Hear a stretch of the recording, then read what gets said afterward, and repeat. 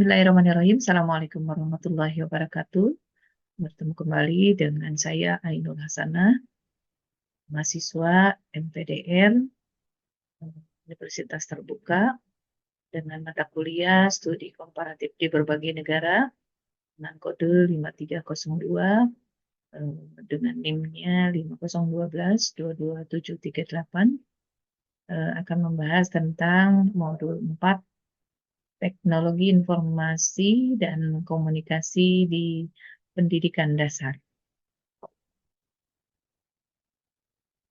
Di era globalisasi saat ini, teknologi informasi dan komunikasi atau TIK sudah berkembang dan digunakan dalam aspek kehidupan sehari-hari. Jadi, untuk teknologi informasi dan komunikasi ini, tentunya pada zaman sekarang ini, apabila tidak mengikuti maka akan tertinggal. Dalam materi ini ada 3 bahasan yang akan disampaikan tentang integrasi yang efektif dari TIK dalam proses pembelajaran. TIK dari sejak 2007 menjadi pelajaran khusus yang harus dipelajari siswa dimulai dari jenjang SD hingga perguruan tinggi. Dari tahun 2013, pelajaran TIK mulai dan telah digabungkan dengan mata pelajaran dengan harapan dapat memberikan keterampilan kepada siswa akan teknologi informasi dan komunikasi. Kemudian dari fungsi teknologi dalam dunia pendidikan, ini sangat penting sekali karena saat ini teknologi sangat dibutuhkan. Menurut Risberg, Kuhn, dan Van der Wijs tahun 2010, teknologi dalam dunia pendidikan secara umum memiliki 3 fungsi, yaitu sebagai alat bantu perhitungan atau penyelesaian masalah, kemudian sebagai lingkungan pengembangan pemahaman konsep, dan lingkungan memperkuat keterampilan. Dari sini teknologi fungsinya sangat dimanfaatkan. Ada beberapa teknologi dasar yang digunakan dalam pendidikan, yaitu seperti kalkulator, Microsoft Excel, Microsoft Word, software GeoGebra, itu yang menjadi beberapa teknologi yang dibutuhkan. Baik, langkah-langkah konkret untuk mendukung pemanfaatan teknologi. Ke-1, menggabungkan teknologi ke dalam kurikulum. Dengan menggunakan alat-alat teknologi, pastinya akan menunjang untuk kegiatan pembelajaran seperti presentasi interaktif, kemudian video pembelajaran atau aplikasi pembelajaran lainnya untuk menjelaskan konsep-konsep yang sulit, ya. Nah, contohnya simulasi, ya, simulasi virtual, ya, untuk pelajaran sains atau matematika. Jadi itu pembelajaran lebih menarik, gitu ya. Kedua, mengandalkan pelatihan kepada guru dan siswa. Nah, ini juga untuk guru dan siswa agar memahami cara menggunakan teknologi. Nah, jadi dengan adanya pelatihan atau lokakarya ini untuk memaksimalkan keefektifan dari alat-alat teknologi. Kemudian membuat proyek berbasis teknologi untuk mendorong siswa menggunakan teknologi dalam proyek tersebut.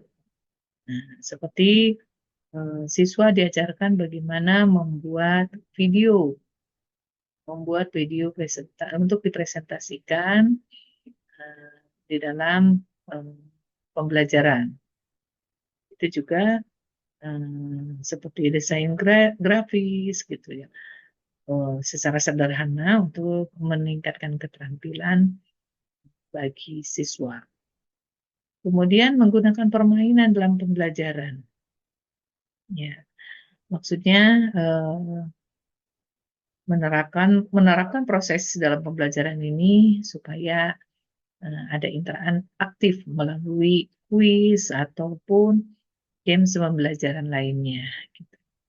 Kemudian menggabungkan pembelajaran kolaboratif dengan platform online atau aplikasi untuk memungkinkan siswa berkolaborasi dalam tugas atau proyek, baik secara langsung maupun jarak jauh. Jadi tetap bisa menggunakan teknologi. Kemudian pemantauan dan evaluasi juga sangat penting untuk melihat kemajuan siswa, apakah sudah memahami atau memang masih perlu ada penambahan atau pengulangan dari materi-materi yang sudah disampaikan. Kemudian memotivasi dan inovasi, yaitu memberikan kebebasan kepada siswa untuk berkreasi, untuk mengeksplorasi alat dan teknologi yang mereka sudah kuasai. Gitu ya. Dari situ mungkin anak-anak sudah mulai bisa memanfaatkan teknologi. Dari situ. Berikutnya dampak positif dan tantangan dalam mengimplementasikan teknologi di lingkungan pendidikan dasar. Satu, bagi siswa, guru dapat menggunakan atau memahami dan menguasai TIK. Kemudian dampak positif berikutnya, guru harus memiliki keterampilan dalam mengintegrasikan TIK dengan mata pelajaran. Berikutnya, pembelajaran dapat menggunakan blended learning.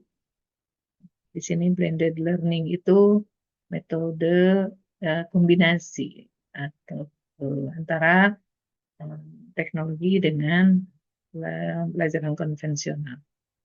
Kemudian akses ke sumber belajar yang luas dengan teknologi. Berikutnya, peningkatan kreativitas dan inovasi guru dan siswa. Ini juga sangat berpengaruh ya untuk meningkatkan kreativitas ya. Dan berbagai platform atau aplikasi untuk bisa meningkatkan siswa dalam kreativitasnya. Kemudian pembelajaran yang diintegrasikan dengan teknologi, banyak sekali ya pendekatan-pendekatan di mana siswa bisa belajar sesuai dengan kecepatan dan gayanya. Kemudian kolaborasi materi pembelajaran dengan alat kolaborasi digital. Jadi pemanfaatan sangat berpengaruh, bisa mengikuti atau menggunakan Google Classroom, kemudian Microsoft Teams, gitu, Zoom ya. Nah, memudahkan siswa untuk bekerja sama baik di kelas maupun jarak jauh. Berikutnya tantangannya. Tantangan yang pertama yaitu kesenjangan teknologi digital. Jadi tidak semua siswa memiliki akses ke perangkat teknologi atau internet. Berikutnya ketergantungan kepada teknologi. Ya. Jadi harus ada pemantauan atau supaya anak-anak mendapatkan arahan dari orang dewasa atau guru terutama. Kemudian ketergantungan kurangnya pemahaman guru. Nah, ini beberapa guru mungkin kurang berlatih untuk memanfaatkan teknologi. Kemudian ada keamanan dan privasi. Mungkin dengan penggunaan teknologi ada risiko data siswa yang terekspos dan lain sebagainya. Ini juga merupakan beberapa hal yang harus dievaluasi. Demikian pemaparan dari saya. Semoga bermanfaat dan mungkin segala kekurangan kami mohon. Assalamualaikum warahmatullahi wabarakatuh.